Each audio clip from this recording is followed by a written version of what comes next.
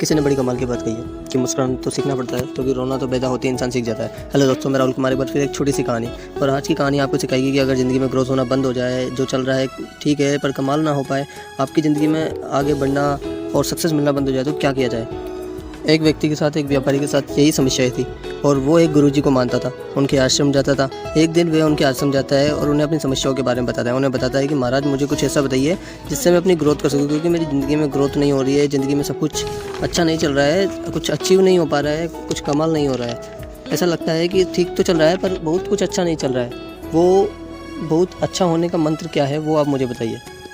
बाबा जी ने कहा कि बेटा, कल सुबह आइएगा, सूर्योदय के समय आइएगा और आश्रम के पीछे जो नदी है वहाँ आना, वहाँ आपको आपके सवालों का जवाब मिल जाएगा।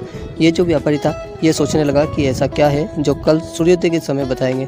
पहुँच गया अगली सुबह तैयार होकर आश्रम के पीछे नदी के पास। वहाँ जाकर के देखा तो बाबा जी तपस्या में लीन थे। नदी का साफ पानी बह रहा था, बहुत अच्छा माहौल था, लेकिन उसे अपने सवालों का जवाब चाहिए था। उसे गौर से देखा तो वहाँ पर एक बाल्टी और एक मग रखा था। वो सोचने लगा कि बाबा जी कहीं यहाँ नहाने के लिए ना कह दें। बाबा जी की तपस्या खत्म हुई। उन्होंने कहा, आओ अब तुम्हें तुम्हारे सवालों का जवाब दिया जाएगा। एक काम करो, इस बाल्टी में उस मग से पानी भरना शुरू करो, नदी का साफ पानी भरते रहो जब तक मैं तुम्हें बस ना कह दूँ। मैं तुम्हें रुकने के लिए बोल दूँगा जब आपको रुकना होगा। इसे लगा जब बाल्टी भर जाएगी तो अपने आप ही बोल देंगे। इसने भरना शुरू किया। थोड़ी देर में बाल्टी पूरी भर गई, लेकिन बाबा जी ने बस नहीं बोला।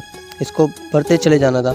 बढ़ता जा रहा था, पानी बहता जा रहा था, वापस नदी में जा रहा था। ये समझ नहीं पा रहा था कि बाबा जी क्या चाहते हैं। बहुत देर तक यही चलता रहा। गुरुजी को मानता था इसलिए पता था कि कुछ ना कुछ सीखने को मिलेगा। थोड़ी देर बाद इसकी हिम्मत टूट गई और इसने पूछ लिया कि माफ़ कीजिएगा, मुझे मेरे सवालों का जवाब नहीं मिला है। जो गुरुजी थे उन्होंने कहा कि तुम्हारे सवालों का जवाब ही तो बताने की कोशिश कर रहा हूँ, तुम समझ ही नहीं रहे हो। एक बात बताओ, नदी का साफ पानी इसमें टिक क्यों नहीं रहा है, रुक क्यों नहीं रहा है?